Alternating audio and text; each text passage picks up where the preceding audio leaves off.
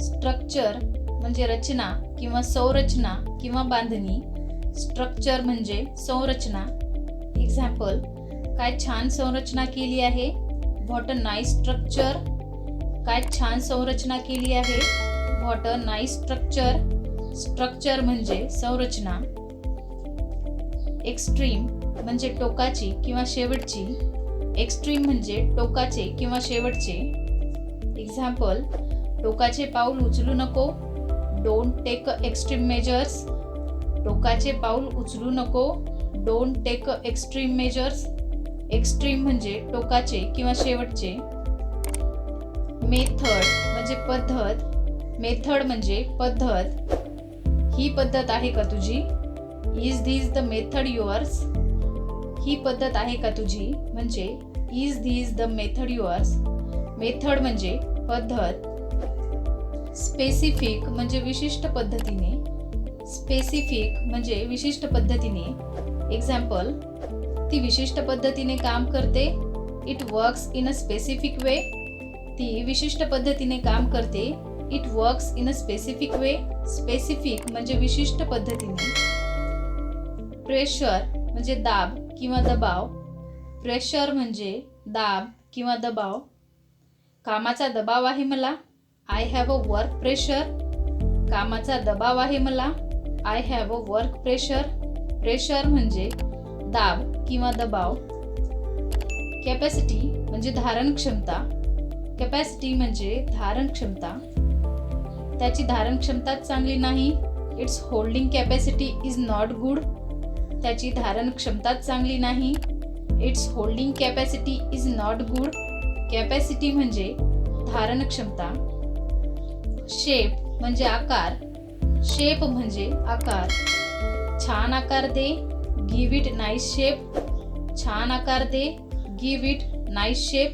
किंवा आपण कुठल्या एखाद्या वस्तूला म्हणतो की याचा आकार खूप छान आहे. त्या ठिकाणी तुम्ही आकारच्या ऐवजी शेप हा वर्ड यूज करू शकता. शेप म्हणजे आकार. कारपेंटर म्हणजे सुतार. कारपेंटर म्हणजे सुतार. सुताराला बोलव. Call the carpenter. आपलं जर काही फर्निचर वगैरे दुरुस्ती करायचं असेल तर आपण म्हणतो की सुताराला बोलवा किंवा सुताराला बोलव. त्या ठिकाणी तुम्ही कारपेंटरला बोलवा असं म्हणू शकता किंवा कॉल द कारपेंटर म्हणजे सुताराला बोलव. कारपेंटर म्हणजे सुतार. सीझन म्हणजे ऋतू. सीझन म्हणजे ऋतू. आंबा ह्या ऋतूमध्ये येत नाही. Mango does not come in this season. आंबा ह्या ऋतूमध्ये येत नाही. Mango does not come in this season. Season म्हणजे ऋतू. रोस्ट म्हणजे भाजणे. रोस्ट म्हणजे भाजणे. एक्झाम्पल, हे शेंगदाणे भाजून घे. रोस्ट दिस पीनट्स. हे शेंगदाणे भाजून घे. रोस्ट दिस पीनट्स. रोस्ट म्हणजे भाजणे. बॉईल म्हणजे उकळणे. बॉईल म्हणजे उकळणे. थोडंसं पाणी उकळ. Boil a little water. थोडंसं पाणी उकळ. Boil a little water. Boil म्हणजे उकळणे. रॉ म्हणजे कच्चे. रॉ म्हणजे कच्चे. हे फळ कच्चे आहे. It's raw fruit. हे फळ कच्चे आहे. It's raw fruit. रॉ म्हणजे कच्चे. राईप म्हणजे परिपक्व किंवा पिकलेले. राईप म्हणजे परिपक्व किंवा पिकलेले. एक्झाम्पल, हे पिकलेले फळ आहे. It is ripe fruit. हे पिकलेले फळ आहे. It is ripe fruit. Ripe म्हणजे परिपक्व किंवा पिकलेले. एक्झाम्पल म्हणजे उदाहरण. एक्झाम्पल म्हणजे उदाहरण. एखादी उदाहरण सांग.